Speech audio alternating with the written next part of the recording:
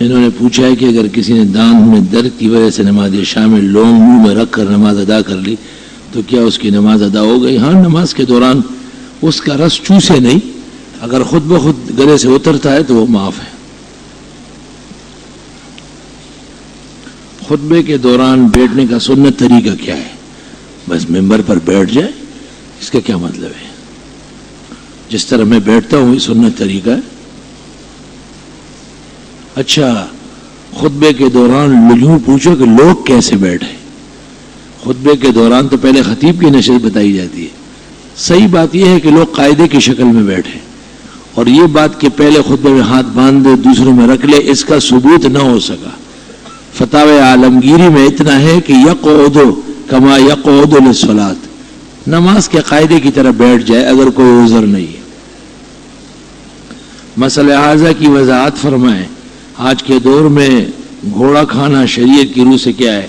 حنفیہ کے نزدیک گھوڑا ناقابل استعمال ہے، گھوڑے کا گوشت استعمال کرنا منع ہے، اس سے ممانعت آ چکی ہے۔ قرآن مجید میں الف لام میم ہا میم وغیرہ کے جو حروف ہے، اکثر کتابیں یا جگہوں پر ان کو لوح قرآنی کے نام سے پکارا جاتا ہے۔ کیا ان حروف کو لوح قرآنی کہنا صحیح ہے؟ مجھے تو لوح قرآنی کا آج آپ سے پتہ چلا ہے، اس سے پہلے کبھی نہیں سنا ہے نہ دیکھا ہے۔ البتہ یہ حروف مقطعات ہیں جن کے متعین معنی اللہ کے سوا کوئی نہیں جانتا۔ آپ نے کسی جمعہ سوال جواب میں فرمایا کہ خواتین قبرستان میں اپنے محرم کے ساتھ اپنے محرم کی قبر پر جا سکتی ہے۔ جی ہاں، جا سکتی ہے۔ شرع مشکات سے مطابقت منع ہے۔ مشکات میں اگر منع لکھا ہے تو یہ کمزور قول ہے۔ امام الازہر مولانا انور شاہ صاحب نے پوری تحقیق کے بعد لکھا کہ والحق هو الجواز مطلقا، اور بحر شرع کنز میں ابن نجیم نے ترجیح دی ہے جواز کو۔ صحیح بات یہ ہے کہ حضرت صلی اللہ علیہ وسلم کا ارشاد کہ میں نے تمہیں زیارت القبور سے منع کیا تھا، اب کرو، یہ عام ہے، اور دیگر روایات جو منع کی ہیں وہ سندن متنن کمزور ہے۔ بخاری میں ہے کہ الا فزوروها، تمام مسلمانوں کے خطاب ہے کہ زیارت القبور کر سکتے ہو۔ معلوم یہ کرنا ہے کہ کسی کو دھوکہ دینے پر شریعت میں کیا وعید آئی۔ دھوکہ باز کو منافق کہا ہے، جھوٹا کہا ہے، اس پہ لعنت آئی ہے، اس کے فرض اور نفل کو قبول نہ کرنے کا کہا ہے۔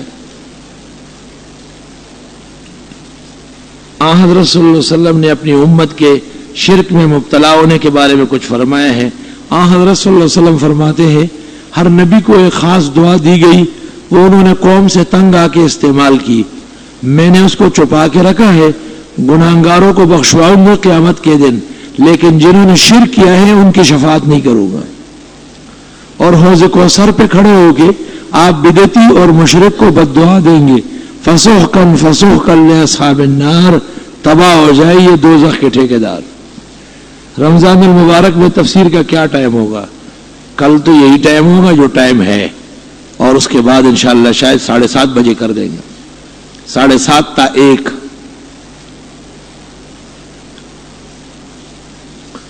آخر میں دعا کی کہ اللہ تعالیٰ آپ سمیت تمام علماء دیوبند طالبان کے خصوصی فات فرمائے، آمین، جزاکم اللہ خیر۔ والد صاحب سید ہے، لڑکی کی شادی جہاں کی ہے وہ لڑکا سید نہیں ہے، والد لڑکی کی شادی اس لیے نہیں کر سکتا کہ بہت غریب ہے، خاندان کے کچھ لوگ شادی کرا رہے ہیں لیکن چندہ کر کے اس میں کچھ یہ ہے وہ ہے شامل۔ جی ٹھیک ہے، بہرحال سید کی اولاد بھی سید ہے، اس لیے سید کو زکوٰۃ نہیں دی جا سکتی ہے، خواہ وہ غریب فقیر کیوں نہ ہو۔ ضروری نہیں ہے کہ آپ سارا کام زکوٰۃ سے کریں، بال بچوں اپنی بیٹی بیوی پر زکوٰۃ تو نہیں خرچ کرتے، سادات کو بھی غیر زکوٰۃ سے دے۔ اگر مجبوری ہے تو پھر بہتر یہ کہ کسی غریب کو دے کے اس کو کہے کہ وہ اس کو ہدیہ دے، تو یہ ان کے لیے جائز ہو جائے گا۔ سالن چکنے سے روزہ ٹوٹ جاتا ہے، سالن زبان سے چکے اور پھر تھوکے۔ خلاصۃ الفتاوی میں ہے کہ جس عورت کا بد اخلاق خاوند ہو کہ وہ شام کو مرچ مسالے پہ لڑتا ہو، اس کو اجازت ہے کہ وہ چک لے اور پھر تھوکے۔ یہ نہیں کہ آپ منڈی میں تربوز خرید رہے اور اس کو چک رہے کہ میٹھا ہے یا پھیکا ہے، لوگ کہیں گے لے مولوی منڈیوں میں آ کے کھا رہا ہے۔ رمضان مبارک میں چونکہ وطر جماعت سے پڑھی جاتی ہے، اس لیے اگر وطروں کو جماعت کے ساتھ پڑھ لیا تو کیا رات کا تہجد پڑھ سکتے ہیں۔ صحیح بات یہ ہے کہ رمضان شریف کی راتوں میں تہجد نہیں ہے، وہ سب کے سب ملا کر 12 رکعت تہجد اور 6 رکعت اوابین اور 2 رکعت مزید ملا جلا کر 20 رکعت تراویح اس سے بنی ہے۔ تاہم اگر کسی کا معمول تہجد یا قیام اللیل پڑھنے کا ہے تو وطر چھوڑ سکتا ہے۔ محلے کی مسجد میں ختم و تراویح ہو رہے ہو، گھر میں سورت تراویح کا جماعت کرنا کیسا ہے؟ بہت نامناسب بات ہے۔ ہاں اگر گھر کے افراد معذور ہے، بوڑھے ہیں، ناتوان ہیں، مسجد میں شرکت ناممکن ہے، تو ان کو اپنی تراویح کی جماعت سورتوں سے کرنا یا ویسے کرنا جائز ہے۔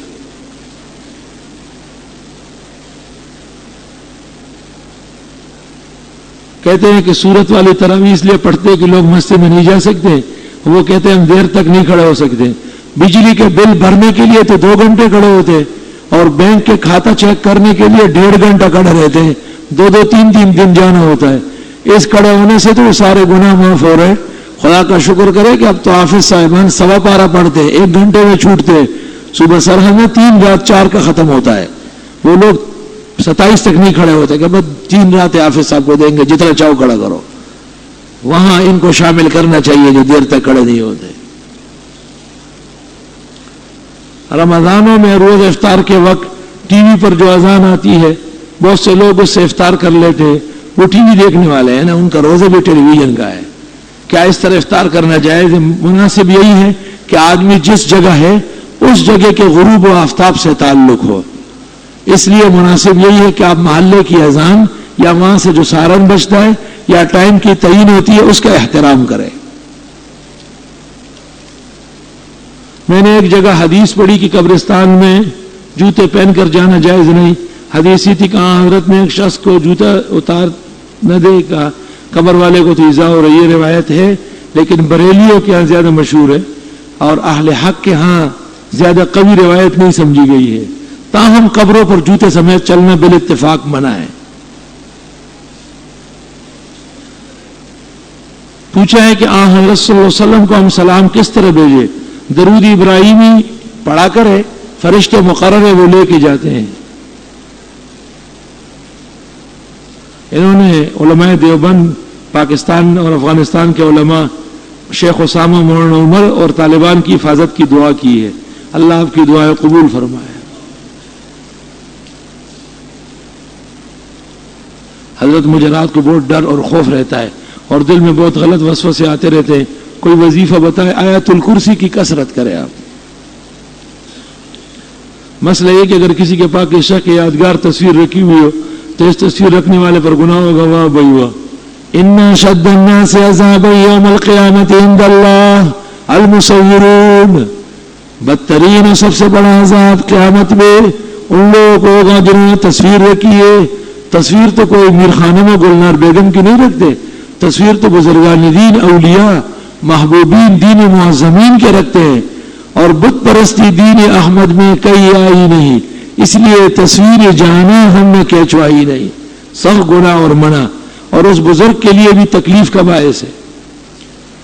قرض دار ہوتے ہوئے حج پر جا سکتے ہیں، قرض ادا کر لے، اور اگر اس کے باوجود بھی مثلا وہ شخص قرضہ جلدی نہیں مانگ رہے تو آپ حج کر لے، حج فرض ادا ہو جائے گا۔ روزے میں نامحرم کو چھونے یا دیکھنے سے روزہ مکروہ ہوتا ہے، شہوت کے ساتھ جب ہاتھ لگائیں گے تو مکروہ ہوگا۔ موجودہ حالات میں طالبان کی کامیابی کے لیے کون سی دعا پڑھنی چاہیے؟ یا اللہ ان کی امداد فرما، ان کی نصرت فرما، ان کی کوتاہی و گناہ معاف فرما، اور ان کو دشمن کے مقابلے میں ثابت قدمی، خصوصی نصرت و امداد سے مالا مال فرما۔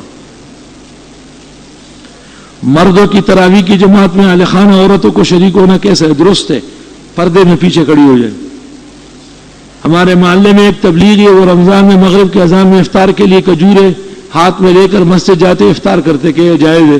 تبلیغی نہیں ہے، وہ تو کھانے کا شوقین ہے، چلتے ہوئے کھانا تو فاسق فاجروں کی نشانی ہے۔ خواتین کا مسجد جا کر باجماعت تراویح نامناسب ہے، اگر علیحدہ جگہ ہے تب تو درست ہے، ورنہ نہ آنے میں خیر ہے۔ کیا کمیٹی ڈال کر حج پر جا سکتے ہیں؟ کیا قرض لے کر حج پر جا سکتے ہیں۔ شب معراج شب برات میں جاگنے کا عام راتوں کے مقابلے میں زیادہ ثواب ہے۔ ثواب تو ہوگا لیکن عبادات مخصوصہ نہیں ہے۔ داڑھی والوں کی موجودگی میں کوئی داڑھی مونڈا اذان دے مناسب نہیں، مکروہ ہے۔ درست یہ ہے کہ وہ اذان دوبارہ دلوائی جائے یا تکبیر دوبارہ کہی جائے۔ کیا حارث نام رکھنا جائز ہے؟ لوگ تو رکھتے ہیں، بعض صحابہ کے نام بھی آئے ہیں، لیکن ترمذی شریف کتاب التفسیر میں یہ شیطان کا نام آیا ہے، اس لیے بچنا بہتر ہے۔ میں آپ کے ہاتھ پر بیعت کرنا چاہتا ہوں، بس آپ بیعت ہو گئے، ہاتھ وہیں کے وہیں رکھو، شوق سے نمازیں پڑھو اور واز سنو، اصلاح ہوگی انشاءاللہ۔ عرض یہ ہے کہ آج کل جو حکومت انکم ٹیکس لیتی ہے، بعض اوقات اصل آمدنی بھی زیادہ لیتی ہے، ایسی صورت میں بینک وغیرہ کے سودی رقم سے اس کی ادائیگی درست ہے نہیں، غلط۔ بینک کی رقم کی ادائیگی لینا دینا حرام ناجائز، الا یہ کہ لے کے بغیر نیت ثواب کے فقراء مساکین کو دے، یہ تو آپ نے اپنی ضرورت میں استعمال کیا، یہ تو ایسا جیسے آپ نے کھانے میں لگا دیا۔ 15 دن سے کم سفر میں نماز مسافرانہ پڑھتے تھے، لیکن ایک دن مقیمین کو نماز پڑھائی، اس وقت اقامت کی نیت کی، کیا ایسا کرنا ٹھیک ہے؟ اقامت کی نیت آپ نے کیسے کی جب مسافر ہے؟ صحیح بات یہ کہ وہ نماز نہیں ہوئی، وہ لوگ دوبارہ پڑھیں گے۔ میرا دل بہت کمزور ہے، ہر وقت دھڑکتا رہتا ہے، برائے مہربانی کوئی وظیفہ بتائے۔ دل کا کیا کہنا ہے یہ دیوانہ، اس کے کوچے میں پھر لٹایا گیا۔ وہ تو ہے ہی دھڑکنے والی چیز، دھڑکتا رہے لیکن یہ کہ کام کرتا رہے۔ مغرب اور عشاء کے درمیان میں 21 مرتبہ دائیں ہاتھ کی ہتھیلی پہ پڑھو، یا قوی القادر المقتدر قوینی وقلبی، 21 مرتبہ دم کر کے پھر دل پر اوپر سے نیچے آتے رہو، جیسے دل کی قوت کی دوا آپ ڈال رہے ہیں، مرہم لگا رہے ہیں۔ انشاءاللہ 3 دن میں آرام آ جائے گا۔ اکثر مسجدوں میں نماز عصر کے بعد دانوں پر کچھ پڑھا جاتا ہے، کیا یہ بدعت نہیں؟ ذکر و تسبیح مناسب ہے۔ میں پہلے حج کر چکا ہوں، اب اپنی بیوی کو حج پر لے جانا چاہتا ہوں، اپنے والد مرحوم کا حج بدل بھی کر، بہت اچھا، اللہ مبارک کرے، ہمیں بھی دعاؤں میں یاد رکھیں۔ معلوم یہ کرنا ہے کہ ایک طرف تو محرم کے طور پر، دوسری طرف حج بدل کے لیے، دونوں چیزیں درست ہے، ہم خرما ہم ثواب، مزے تو آپ کے ہیں۔ بیوی کو بھی حج کرا لیں گے، خود بھی حج بدل بھی ہو جائے گا، مرحوم والد کو بھی مزے ہوں گے۔ ایک شخص نے اپنے بھائی کے ساتھ ایک گھر میں اپنی ایک بیوی کا طلاق معلق کیا، پھر ایک مولوی کے غلط فتوی دینے سے وہ بھائی کے ساتھ اس گھر میں رہنے لگا، بعد میں حقیقت معلوم میں الگ ہوا۔ اب کیا طلاق؟ اگر طلاق 3 سے کم ہے تو نکاح جدیدہ سے کام ہو جائے گا۔ شوہر سے علیحدگی کو 2 سال ہو گئے، اب خلع کے بعد کیا عدت گزارنا ہو؟ بالکل جس دن سے خلع ہوا اس کے بعد 3 ماہواری گزارے گی۔ روزگار کے لیے سورہ تغابن کا عمل کرنے کی اجازت ہے۔ بچی کو نظر لگ جاتی ہے، سورہ قلم کے آخر پڑھے اور لکھے لگائے۔ عورت کو سونا یا چاندی پہن کر نماز درست اور صحیح ہے۔ مولانا یوسف کاندیلوی کیسے عالم دین تھے، اور ان کی کتاب حیات صحابہ ماشاءاللہ، وہ تو علم کا خزانہ اور عمل کے باغ و بہار تھے۔ مولانا محمد یوسف صاحب کاندیلوی تبلیغ جماعت کے امیر دوم، سالار تھے علم و عمل کے، بہت اونچا مقام ہے ان کا علم و عمل میں، ہمارے اکابر و بزرگوں میں سے۔ ان کی جمیع کتب ہدایت سے لبریز ہے، پڑھنے سے نور اور ہدایت ملتی ہے۔ نماز جنازہ پڑھتے ہوئے لوگ چپل اتار کر اس پر کھڑے ہو جاتے ہیں، برا کرتے ہیں چپلوں کے بغیر کھڑے ہو جائے۔ میرے چہرے پر دانے بہت زیادہ ہو گئے، عرض یہ کرنا ہے الائچی کے دانوں پر سورۃ اعلیٰ پڑھ کے پانی سے دھوئے، خیر ہو جائے گی۔ خانہ کعبہ کے ائمہ علماء دیوبند پر کفر کے فتوے لگانے کے بعد حدیث مبارک کی روح سے احمد رضا مسلمان تھا یا نہیں؟ خانہ کعبہ کے علماء نے کبھی بھی دیوبند پہ کفر کا فتوی نہیں لگایا، وہ تو مولوی احمد رضا نے چند بدعتیوں سے لکھوایا تھا، ان بدعتیوں نے واپس الشعاب الثاقب میں احمد رضا کو اس کا جواب لکھا اور کافر کہا ہے۔ میں نے زری بینک میں ملازم ہوں، ڈیوٹی صرف بینک کا ڈاک لے جانا ہے، کیا میری ڈیوٹی شرعن؟ مولانا لدھیانی مرحوم کیا تو سب ناجائز ہے، ہم اس میں تفصیل کرتے ہیں، پیسوں کے کھاتے منع ہیں، ویسے مکروہ ہے، جب تک کوئی حلال روزگار نہیں ملا یہ درست ہے۔ حل یستوی الذین یعلمون والذین لا یعلمون میں عصری تعلیم والے کس طرح داخل ہوں گے؟ یہ داخل نہیں ہوں گے، علم دین مراد ہے۔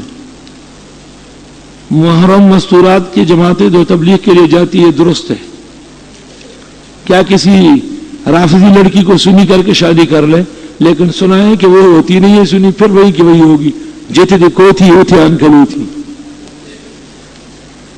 قنوت نازلہ میں ہاتھ باندھے یا کھلے رکھے؟ نہیں، ہاتھ کھلے چھوڑے۔ ہاتھ باندھنے کا جہاں لکھا ہے غلط لکھا ہے۔ بعض لوگ مولانا زکریا کی کتاب فضائل اعمال پہ اعتراض کرتے ہیں، اعتراض غلط ہے۔ ضعیف احادیث عمل کے لیے کافی ہے۔ شیخ الحدیث خود 50 سال بخاری پڑھا چکے ہیں، وہ محدثین کے سرتاج تھے اپنے زمانے میں، ان کی کتاب پر جاہل کیا اعتراض آفتاب پر تھوکنے کے برابر ہے۔ ہم تو اس کو ہدایت کی پونجی سمجھتے ہیں۔ آپ سے یہ سوال پوچھنا ہے کہ حضرت صلی اللہ علیہ وسلم کی نماز جنازہ ابوبکر صدیق نے پڑھائی، سب صحابہ نے پڑھی، حضرت کے ہوتے ہوئے کوئی امام نہیں بن سکتا ہے۔ نماز تراویح نابالغ سماعت کر سکتا ہے؟ جی ہاں، پیچھے کھڑے ہو کے۔ امام مہدی قرآن و حدیث کی روشنی میں وضاحت کا طالب ہو، مولانا مفتی نظام الدین نے کتاب لکھی ہے اس ظہور مہدی احادیث کی روشنی میں، وہ پڑھ لے آپ۔ اتنا یاد رکھے کہ آخر زمانے میں ایک امام پیدا ہوگا، اس کا نام محمد ہوگا، ان کی والدہ کا نام آمنہ، والد کا نام عبداللہ۔ صحیح بات یہ کہ قرشی و ہاشمی ہوگا، کعبہ شریف میں وہ ظاہر ہوں گے اور سارے لوگ اس کے امامت پہ جمع ہو جائیں گے۔ اس وقت صرف دنیا میں 2 مذہب ہوں گے، ایک حنفی اور دوسرا امام مہدی کا، اس کے علاوہ تمام مذاہب ان میں جمع ہو جائیں گے۔ ان کی قیادت میں لوگ مل کر کفار سے جنگ کریں گے، جنگ شدت اختیار کرے گی، پھر عیسیٰ علیہ السلام آسمان سے اتریں گے، وہ خصوصی دعا فرمائیں گے، تمام کفار غرق ہو جائیں گے۔ مولانا نور محمد صاحب دہلوی نے ایک چھوٹی سی کتاب اردو میں لکھی ہے، اس کا نام ہے علامات قیامت، اس کو بھی دیکھ لیں، اس میں تفصیل درست ہے۔ کسی علاقے میں کوئی شرپسند عامل ہو، کسی کو اس کے جادو سے خطرہ ہو، اس سے بچنے کے لیے کوئی وظیفہ آیت الکرسی و آخری صورتوں کا عمل کر لے۔ اس عمل کی عادت ہے کہ بعض علماء کی زبان بندی کراتا ہے، کسی جادو سے متوازن علماء کو زبان بندی کے عمل سے بچنے کے لیے تقریر سے پہلے کیا کرنا چاہیے، یہی عمل جو بتا دیا۔ بہرحال یہ تو بہت بڑا کام ہے، معمولی کام تھوڑا ہی ہے کہ ساری باتیں آپ اس وقت پوچھتے ہیں۔ حضرت والا سے یہ معلوم کرنا ہے کہ یہ واقعی کہاں تک درست ہے کہ غار ثور میں جس صاحب نے سید اکبر کو ڈانگ مارا اس کا نام سوا ہے اور وہ نبی کریم کی زیارت کے لیے آیا تھا۔ یہ روایات مفسرین و مورخین کے ہاں معروف ہے۔ کیا یہ درست ہے کہ اگر 70,000 مرتبہ کلمہ طیب پڑھ کر مردے کو بخشا جاتا ہے؟ بالکل۔ 1.25 لاکھ مرتبہ کو وظیفہ پڑھ لے، دونوں جہانوں کا فائدہ ہوگا۔ اس مسئلے کے بارے میں مولانا صاحب کوئی معذور شخص وضو کا معذور جمعے کے دن غسل کرتا ہے زوال سے قبل اور پھر اس غسل سے چاش کی نماز پڑھتا ہے، تو کیا جمعے کی نماز کے لیے اس نے دوبارہ وضو کرنا چاہیے؟ جب وہ معذور ہے تو دوبارہ کرے گا وقت داخل ہونے پر۔ معذور شرعی اہل حدیث کے مولانا ربانی نے جو کہ پاکستان تعلق رکھتے ہیں، کچھ دن پہلے سعودی عرب کے انہوں نے وہاں کے ٹی وی پر بتایا کہ عورتیں مردوں کی طرح نماز پڑھے وہ جھوٹے ہیں، غلط کہتے ہیں۔ عورت اور مرد کی نماز میں فرق ہے۔ بعض ذرا سنا ہے کہ بچی کا نام ام عمارہ نہیں رکھنا چاہیے، صرف عمارہ رکھنا چاہیے، دونوں صحیح ہے۔ حضرت کا سایہ زمین پر نظر نہیں آتا تھا، بخاری شریف میں ہے کہ رسول اکرم صلی اللہ علیہ وسلم کا سایہ تھا۔ سایہ نہ ہونے کی روایت موضوع و ضعیف ہے۔ حدیث نبوی اگر میرے بعد کوئی نبی ہو تو عمر درست ہے۔ لوح شریف، لوح شرف مشتری استعمال کرنے کیا؟ عورت ایک طالب حافظ کے پیچھے تراویح پڑھ سکتی ہے پردے میں۔ 4 رکعت والی نماز میں اگر کوئی دوسری رکعت میں نہیں بیٹھا، سجدہ سہو نہیں کیا، نماز دوبارہ پڑھ لے۔ پہلا قاعدہ واجب ہے۔ گزارش ہے کہ میرے والد ایک عرصے سے بیمار اور بے روزگار ہے، اللہ صحت اور روزگار دے۔ میری خالہ کی عمر 30 سال ہے، ان کے لیے کوئی رشتہ، اللہ عزت و عفت کا رشتہ عطا فرمائے۔ حاجی نور گل کوئٹہ والے کی والدہ محترمہ میڈیکل سینٹر کے ICU میں داخل ہے، اللہ زندگی اور صحت دے۔ سید توصیف ہادی کا بمرض کینسر انتقال ہو گیا، اللہ مغفرت فرمائے۔ عرض خدمت میرے حق میں دعا فرمائے، میرے رزق روزگار اللہ دونوں نعمت نصیب فرمائے۔ ہمارے محلے میں ایک پڑوسی کا انتقال ہوا، اللہ مغفرت فرمائے۔ الحمدللہ رب العالمین، نستغفرک اللہم ونسألک السلام والعافیہ، لا الہ الا اللہ وحدہ لا شریک لہ، لہ الملک ولہ الحمد وعلی کل شیء قدیر۔